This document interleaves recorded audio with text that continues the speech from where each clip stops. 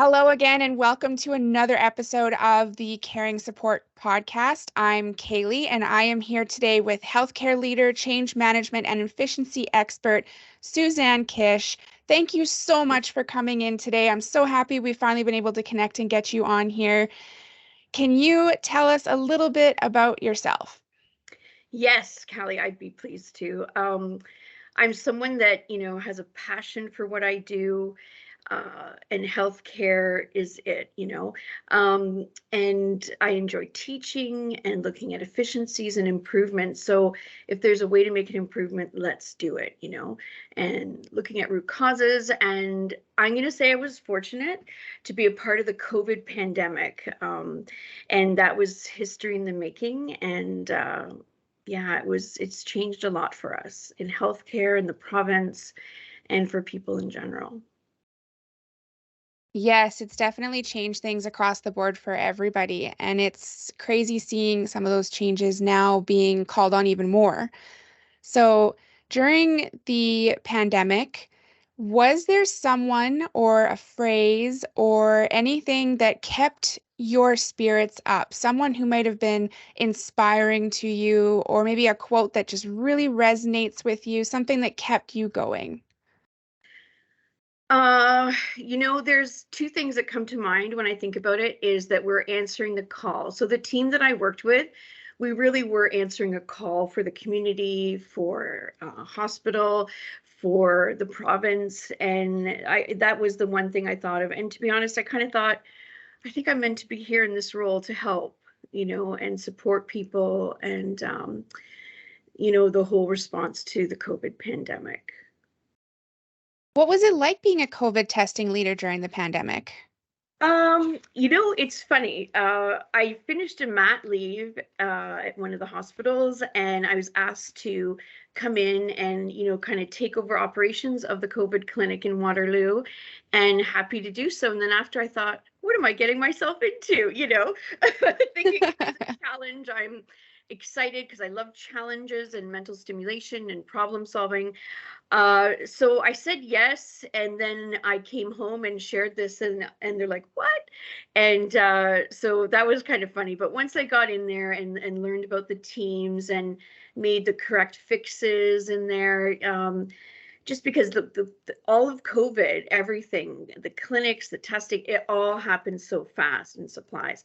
So, someone was doing that work where they had other work to do in managing. So then I fit in, and I was there for, I think, just over 2 years or so. So it was a great team of people. We built a wonderful team, everything from housekeeping, security, nursing, working with the physicians from ED. It was amazing. And we did a lot of work with external stakeholders, like our provincial, regional teams from Ontario Health, the COVID team of the region that we were in, and worked with my director. And yeah, it was very interesting, challenging. It was a smooth flow in no time, and we got lots of compliments. One of our patients actually made us a beautiful wooden bowl because remember, we saw a lot of return customers, I would say. We had the long-term care people coming in, pediatrics, children with their stuffies, because the COVID test had, a bit of a reputation with it that it wasn't the easiest thing to do. So yeah, I enjoyed it very much, actually. Yeah, COVID tests were something that definitely weren't fun. I have two little kids. They at the time of the pandemic, they were under the age of 4, and I remember having to take my son in to have a COVID test done. He had to actually go 3 times, and every time we went in, we were at Norfolk General in Simcoe, and every time we went in, the nurses were absolutely amazing with him. I mean, it would have been so easy for them to be like anxious or even even short, just because like they're trying to get so many people through, but they did so well. Like they had like happy scrubs on and they talked to David about, what was going to happen. And then at the end of it, he would get this little knitted finger puppet, which was super cute. So I don't know exactly who it was that was making those, but I guess the hospital had a whole bunch of them. And every time a kid went in, they got to go home with this little finger puppet. So I mean, on one hand, it was kind of cute. So I had these kids running around with these little finger puppets on. And then on the other hand, you're like, and that's how many times we've had to have COVID tests. So Yes, yes.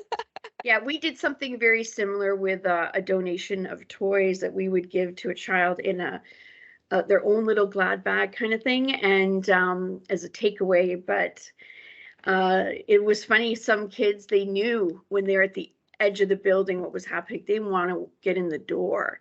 So, every child's different. And, of course, the nurses did a great job being on their game and getting the test done as best as possible. can you shed light on the cause or causes of why healthcare workers experience burnout so intense during the pandemic that it actually caused them to quit or change careers? Yeah, I mean, I will really only answer for where I was. But I want you to think about it, Callie. Like here we are, we're in spring, we're wearing just like a sweater and a top, but they were wearing scrubs, and then they had the isolation, the isolation gowns. They had a shield, they had possibly two masks, some of them wore two masks, and gloves covering your isolation gown. So you were totally covered for maybe 3.5, or trying to get your exams done, your test done before lunch.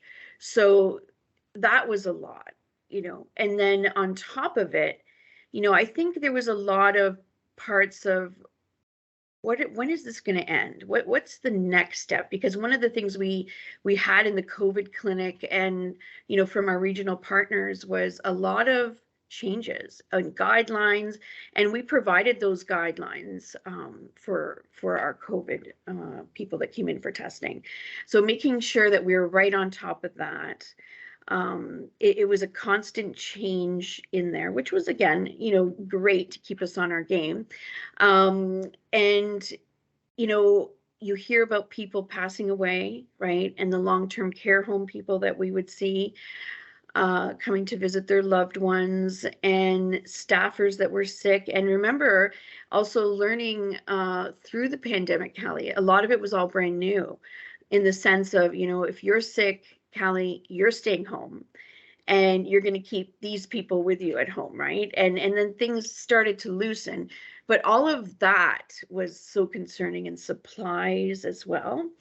So the whole world was in an upheaval, really, and we were going to work, but other people were staying home, right? And either doing it remote or maybe not even working, right?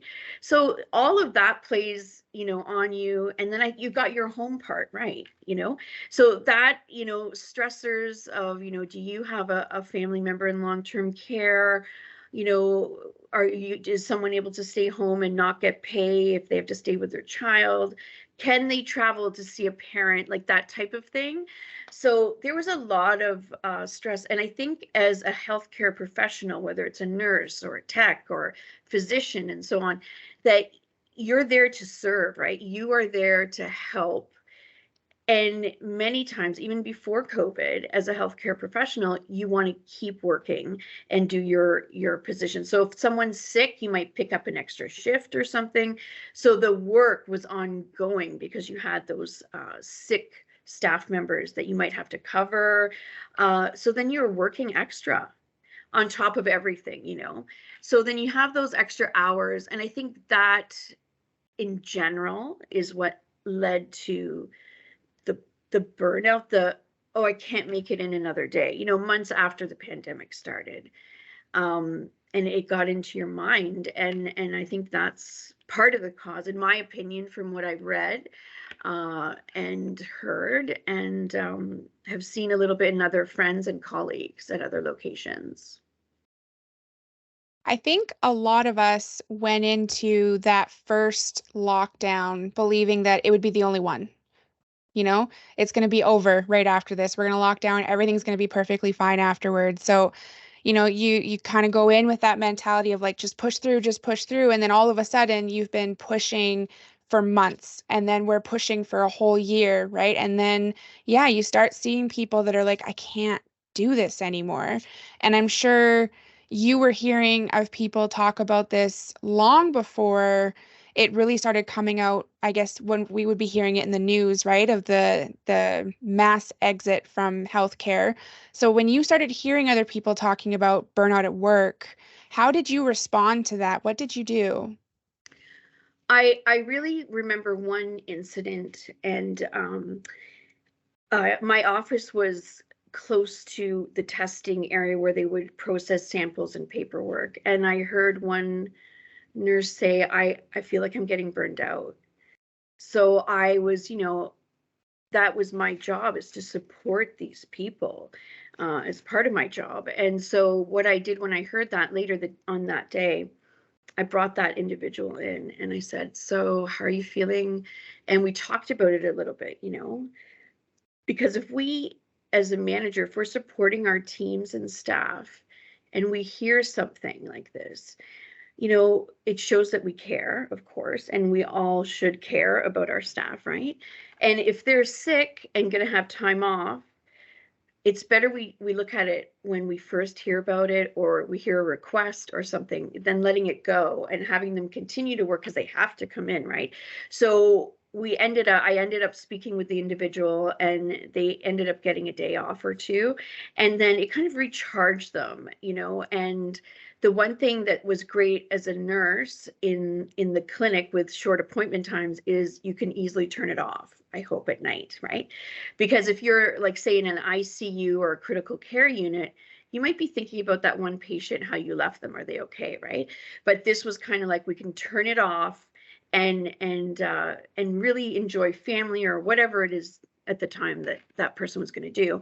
But that's what I did, because you know what, if we support our teams, our staff, and ultimately make a great environment for people to work in, they're going to want to do great. And this was, for me, a support piece that I needed to do, of course. Burnout and self-care obviously go really hand in hand, and we see that more now because burnout is becoming something that is in the language of everybody now, and it's becoming more recognized. So, how did the pandemic lead to an increased need for self-care? And can you give us maybe some examples of what you did when you started feeling burnout on the job? Um, yes. So the self-care piece, with the clinic that I worked in, there was a lot of contract work, people coming and going because they want permanency. We had a lot of junior nurses, I will say, in the clinic, which are fantastic because they've got passion and drive and motivation, but they also want permanency too. It's just the way it was set up. So um, sometimes our circuits can be short, right? If we didn't get a full lunch, or I wanted to go out for lunch to get this and I didn't. And so one of the things I did when I felt like the mood was changing in the clinic was, most places now have wellness specialists or wellness coordinators, and they really do serve a purpose in supporting staff. So I did actually create one afternoon lunch and learn, maybe a few others, but one in particular that was able to have people think about things differently. It's good to hear other people talking about a situation, because it makes you think about it differently if you haven't already. So this is good, and it's also good, with every resource that we had, that it's not always me talking too, right? So that was a good thing at huddles, that it's me talking or another individual, but this was like a lunch and learn, fantastic, with a wellness expert. And it allowed for discussion and opening because the team was fantastic. They were able to open, and we smoothed things. And yeah, so that was challenging. But the wellness coordinator, the wellness specialist, is here to stay, I think, because the whole point with self-care is, if you're feeling good inside, like, everyone has daily stressors, and stress is also a good thing too, but we want to be able to keep things in check. And there is no stigma now as it was like years ago. I mean, over 10 years ago, to say, I need to really get some help. I'm not, thinking well, I've got so much on my plate.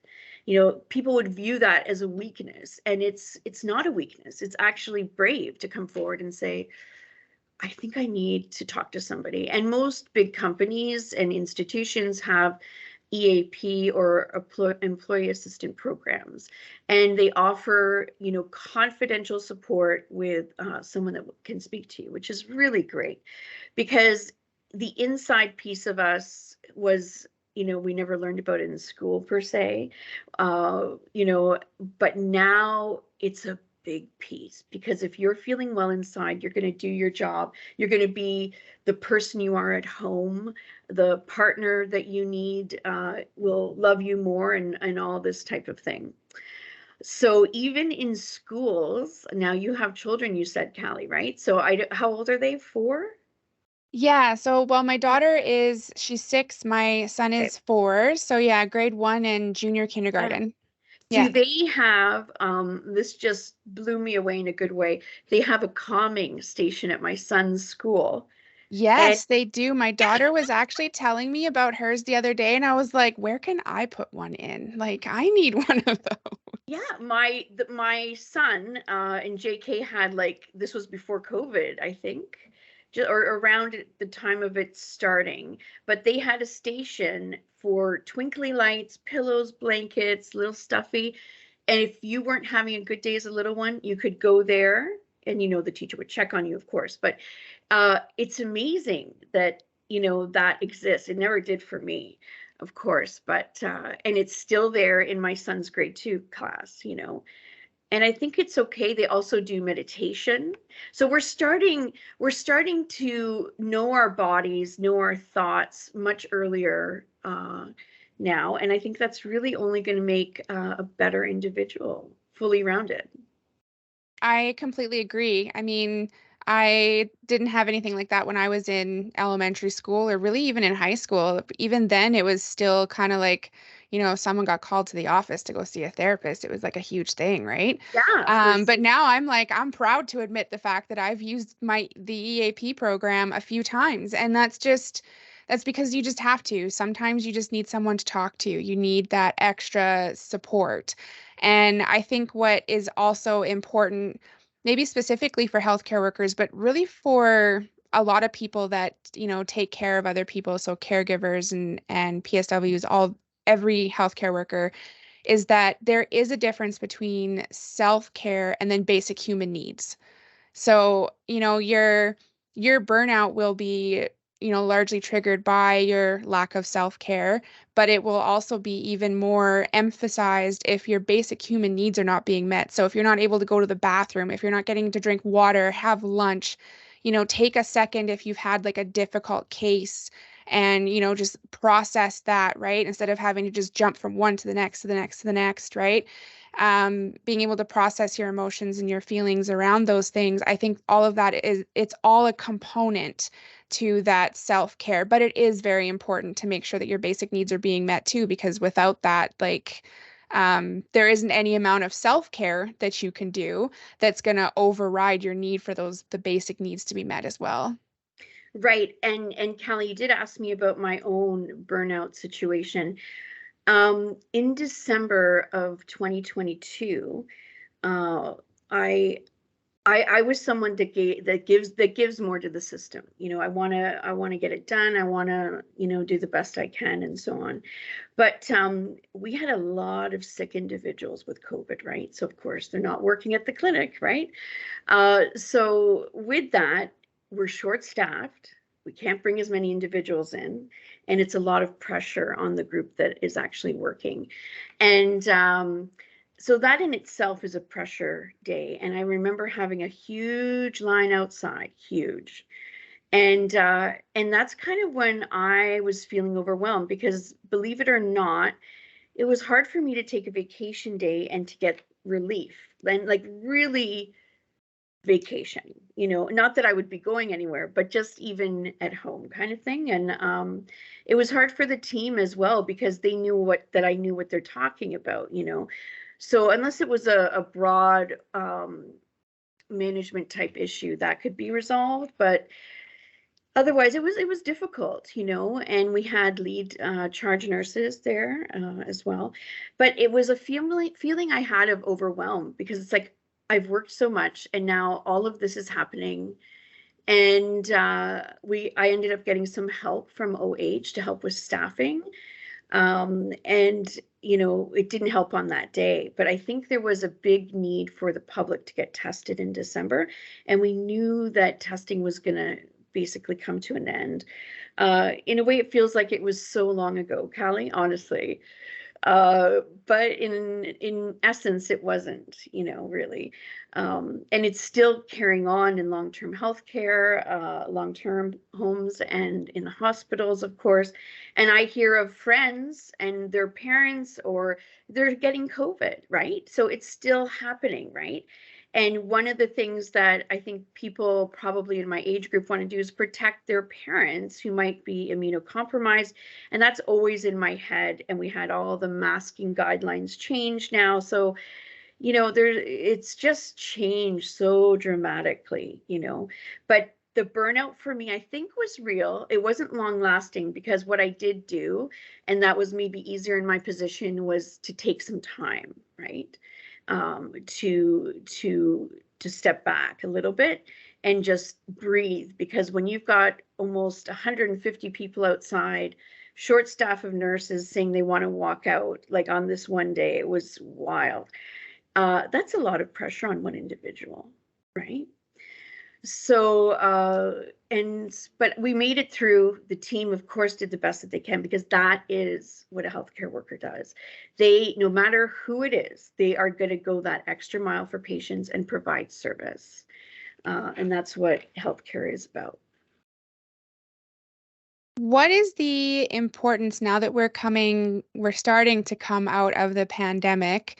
What would be the importance of healthcare workers continuing to emphasize their own self-care needs, as well as what could some employers possibly do within their organizations to maybe entice some of the people that did leave to come back? Let's do the first part of that question first. So you want me to tell you about what employees can do? Yeah. I think the biggest thing they can do is really recognize inside themselves what is happening. Am I being the team player I should? Am I doing my whatever procedure as well as it should be done? Am I lagging? And these are things that what I hope to see, and I have seen, and is that with the pandemic and everything that people have gone through, from yes, healthcare workers especially, but other workers as well, is that nothing can stay the same. So what I hope in management is that they really are paying attention to their teams. That's what I would hope, and directors. Checking in with the manager and making yourself present and doing a check-in, whether it's at a huddle, which is where a team gets together and discusses events of the day, or having open conversations with staff. And that means there has to be a level of trust, right?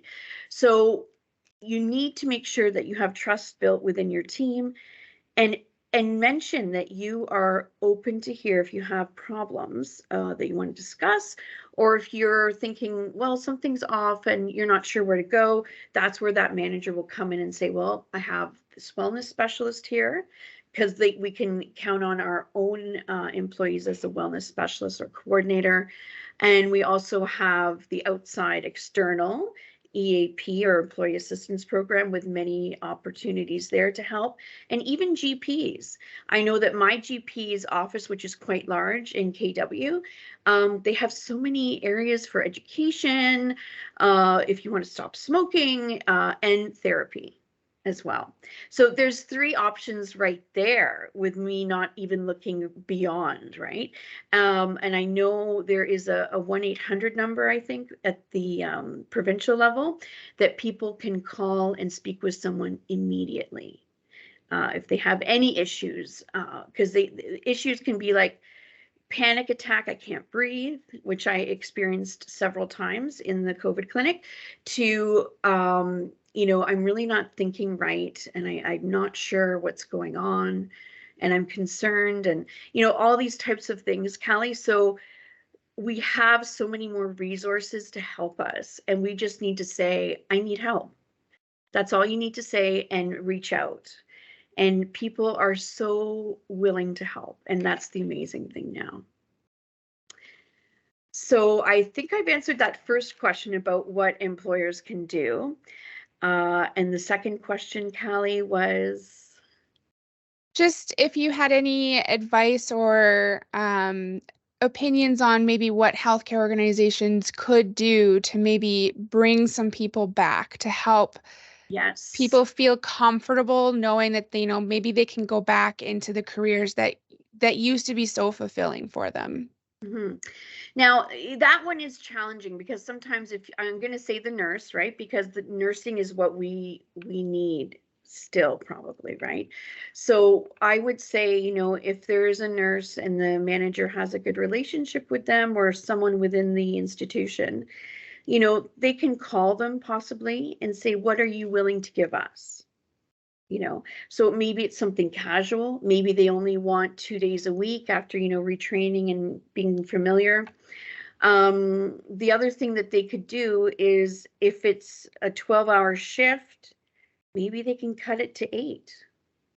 And 8 hours of someone extra on the floor is better than running a whole shift short. So looking at those really high times when you're giving out meds or blood work's needed, and, you've got someone with 4 patients instead of, the one nurse, you can have a bit of an extra, right, to help with breaks and so on. Because again, those breaks are so important. And that's work, that's a lot of people work and discussion. That's one of the things I would do. I believe some of the colleges we reached out to colleges. I know for MRT, which is my original field.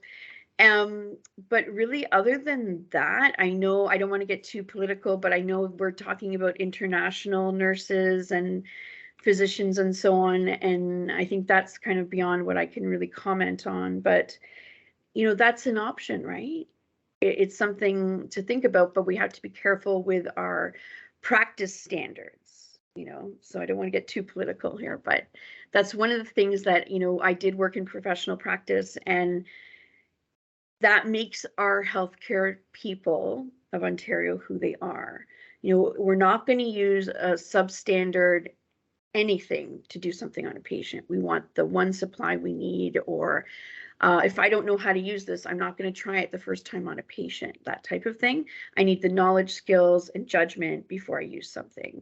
So these are things that when I worked at the college for MRTs, something that, was really ingrained in us and is a part of practice. And with the teaching that I love to do too, this is something that, we do with our students as well. Well, thank you very much, Susanne, for being here today. I have had a great conversation with you, and I'm sure our listeners are going to absolutely soak in this episode. Before we say goodbye, though, is there anything else that you want to share with us today? I hope that from the pandemic, that somehow, some way, maybe somebody has recorded what has happened. I know I've submitted some pictures to the institution I worked at, and I do hope that we have learned from this, and not just word of mouth, but we need to know what we need to watch out for, because there probably will be another pandemic, whether it's 10 years or so on, or 9 years, and we need to learn from what we gained from the pandemic. And the mental health that we talked about very important, and I think that will continue. Schools are starting this, which is fantastic to make a well-rounded individual. I know I hear about the 4-day workday. Maybe something like that will come into play, because people now want to spend time more with their loved ones, and that was another reason for people leaving the nursing and other healthcare professionals. So I do hope that we allow our bodies to recharge in the workday or the work week. Like I know there's also some European cities that actually allow people to go and have so many days at like a retreat spa. Is this going to come our way? That's an interesting piece as well, to have that real downtime. So I just hope the learning has come from the pandemic. And when the next thing comes, we pull out what we know or the people we know and say, what are we going to do? And we have some idea, we have knowledge on our next steps, and come really well, I'll say armed with information, skill set, and, all of that. Well, thank you again, Susanne, for being here. We really, really appreciate you taking the time out of your busy schedule to be a guest on our podcast. And we hope that you had just as much fun as we did. I did. And I did. yeah, I loved it. good. All right. Well, thank you again. And we will hopefully look forward to working with you again in the future. Thank you so much, Callie. Have a great day. You too.